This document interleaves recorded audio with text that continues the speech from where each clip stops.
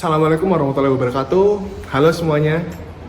Perkenalkan, kami dari mahasiswa Fakultas Kedokteran Universitas Surabaya tahun angkatan 2018. Jadi di sini kita akan melakukan sharing tentang apa aja sih yang perlu diperhatikan untuk mencegah stunting pada anak usia 0 sampai 2 tahun. Yuk, mari disimak. Hai semuanya, jadi apa sih stunting itu? Stunting merupakan kondisi di mana tinggi badan anak yang lebih pendek dibanding tinggi badan anak seusianya.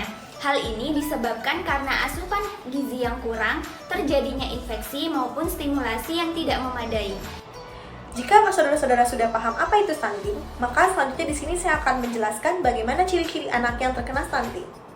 Yang pertama, karena terganggunya pertumbuhan, maka pada anak-anak stunting, biasanya tinggi badannya akan lebih rendah atau lebih pendek dibandingkan teman-teman seusianya. Yang kedua adalah terhambatnya pertumbuhan gigi. Yang ketiga, pada anak-anak stunting biasanya wajahnya terlihat lebih muda dibandingkan teman-teman seusianya. Yang keempat, pada anak-anak stunting bisa terjadi penurunan dari fungsi kognitif atau bagaimana cara mengelola suatu informasi. Oleh karena itu, biasanya mereka suka terganggu pada saat belajar di sekolah. Oke, selanjutnya mari kita lihat. Menurut Diskesdas 2018 dari peta penyebaran stunting di Indonesia, terdapat 2 provinsi yang memiliki presentasi stunting di atas 40%. Ini tergolong sangat tinggi ya. Sedangkan 18 provinsi lainnya memiliki presentasi stunting antara 30% sampai 40%. Ini tergolong tinggi.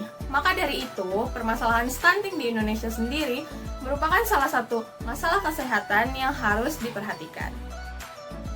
Jadi untuk mengetahui hal-hal yang dapat mencegah terjadinya stunting, kita bisa simak dalam video berikut ini. Pemenuhan gizi ibu pada saat masa laktasi atau menyusui. Caranya dengan memberikan makanan bergizi disertai juga dengan pemberian vitamin. Selanjutnya, di sini saya akan menjelaskan bagaimana cara memenuhi kebutuhan gizi ibu pada saat masa laktasi atau menyusui. Yang pertama adalah untuk meningkatkan frekuensi makan. Jika biasanya ibu hanya makan 1-2 kali per hari, bisa ditingkatkan menjadi 3 kali sehari. Caranya adalah dengan membagi makan pagi atau sarapan, makan siang, dan juga makan malam. Di antaranya, ibu juga dianjurkan untuk makan snack. Snack-snack yang bisa diberikan adalah buah-buahan atau juga makanan ringan. Perlu diperhatikan, yang kedua adalah untuk meningkatkan konsumsi cairan pada saat ibu menyusui. Karena produksi ASI memerlukan banyak cairan, maka ibu menyusui dianjurkan untuk meminum 10-12 gelas per hari. Selanjutnya, yang ketiga adalah pemberian suplemen pada saat ibu menyusui. Yang dianjurkan adalah pemberian vitamin A, vitamin C, vitamin D dan kalsium, dan tidak lupa juga pemberian zat besi. Yang keempat, yang perlu diperhatikan adalah menghindari alkohol dan rokok. Pada saat ibu menyusui, dianjurkan untuk berhenti menggunakan konsumsi alkohol dan rokok, karena alkohol dan nikotin di dalam rokok bisa masuk ke dalam ASI. Lalu yang perlu diperhatikan yang kelima adalah untuk memakan makanan banyak jenis makanan yang bisa meningkatkan produksi ASI, atau yang biasanya disebut sebagai galaktokogen. Makanan-makanan berikut adalah contoh yang dapat bisa ibu konsumsi untuk meningkatkan produksi ASI. Yang biasanya paling terkenal adalah daun katuk. Daun katuk bisa digunakan pada saat ibu menyusui untuk meningkatkan produksi ASI. Yang bisa diberikan kedua adalah mengkonsumsi buah-buahan yang mengandung banyak cairan.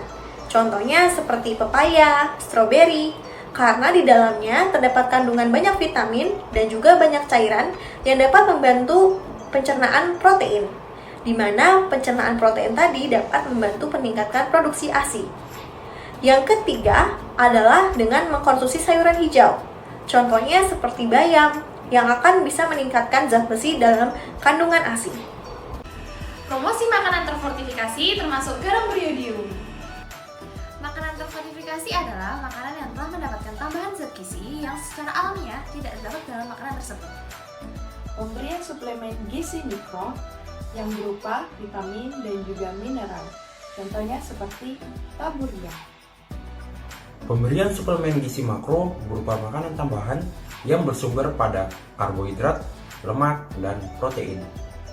Selanjutnya, untuk sumber dari karbohidrat bisa kita jumpai dalam keseharian kita seperti nasi yang kita konsumsi, roti, dan umbi-umbian. Selanjutnya, untuk makronutrien berikutnya adalah protein. Nah, protein itu bisa berasal dari protein hewani dan protein nabati. Nah, protein hewani sendiri itu berasal dari daging ayam seperti dada ayam, sayap ayam, dan paha ayam. Ada juga daging sapi dan telur yang kita konsumsi sehari-hari. Selain itu, untuk protein nabatinya bisa kita jumpai dari kacang-kacangan seperti tempe dan tahu. Nah, berikutnya itu untuk makronutrien lemak. Lemak itu bisa kita konsumsi atau kita dapati dari minyak ikan dan buah alpukat. Selanjutnya, berdasarkan dari daftar kecukupan gizi, untuk usia 0-24 bulan, kebutuhan karbohidrat idealnya berkisar di antara 58 hingga 155 gram. Untuk protein sendiri itu, untuk anak usia 0-24 bulan itu berkisar 12 hingga 26 gram. Dan untuk lemaknya sendiri, untuk kebutuhan anak di usia 0-24 bulan itu berkisar 34 hingga 44 gram. Edukasi mengenai gizi seimbang dan perubahan perilaku hidup sehat. Oke, gizi seimbang bisa dilihat dari kelompok makanan berbentuk piramid seperti gambar di samping. Nah, berdasarkan fungsinya, zat gizi bisa digolongkan menjadi yang pertama sumber zat tenaga. Ini bisa didapatkan dari beras-beras, kemudian roti, jagung, dan umbi-umbian. Kemudian yang kedua, sumber zat pengatur. Ini bisa didapatkan dari sayur-sayuran dan buah-buahan. Kemudian yang ketiga, sumber zat pembangun. Ini berasal dari nabati, bisa berupa kacang-kacangan, tahu, tempe. Kemudian berasal dari hewani. Ini bisa berupa ikan, ayam, susu, maupun telur. Nah, zat pembangun inilah yang nantinya akan berperan pada pertumbuhan dan kecerdasan seseorang. Selanjutnya, yang tidak kalah penting untuk diperhatikan adalah pemberian dari obat cacing. Lalu lakukan pemberian inisiasi menyusu dini. Pemberian imunisasi dasar lengkap dan vitamin A. Untuk informasi yang lebih lengkap, silahkan kunjungi dokter terdekat. Pemberian imunisasi hepatitis B dapat diberikan pada anak usia baru lahir sampai 7 hari. Pemberian imunisasi BCG untuk pencegahan penyakit tuberkulosis dapat diberikan pada usia anak 1 bulan. Pemberian imunisasi polio dapat diberikan pada anak usia 1 bulan, 2 bulan, 3 bulan, dan 4 bulan. Imunisasi pentabio atau yang terdiri dari difteri, tetanus, pertusis, hepatitis B rekombinan, dan influenza dapat diberikan pada anak usia 2 bulan, 3 bulan, 4 bulan, dan 18 bulan. Imunisasi campak dapat diberikan pada anak usia 9 bulan, kemudian dilanjutkan pada usia anak 18 bulan. Beri ASI eksklusif sampai bayi berusia 6 bulan berkat kandungan gizi mikro dan makro yang dinilai mampu meningkatkan sistem kekebalan tubuh bayi yang terbilang rentan. Dampingi ASI eksklusif dengan empasi sehat. Ketika bayi menginjak usia 6 bulan sampai 2 tahun, ibu sudah bisa memberikan makanan pendamping atau empasi. Sebelum memberikan makanan pendamping atau empasi, konsultasikan terlebih dahulu kepada dokter. Terus memantau tumbuh kembang anak dengan cara mengukur berat badan dan tinggi badan pada anak pada puskesmas terdekat ataupun rumah sakit terdekat.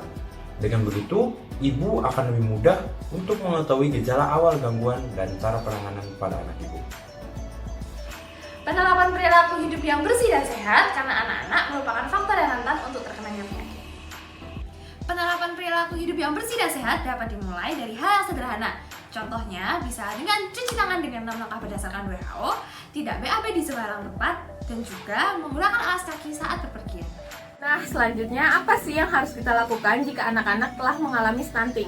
Yang dapat kita lakukan adalah yang pertama, perbaikan nutrisi. Yang kedua, mengatasi infeksi dan penyakit kronis yang ada.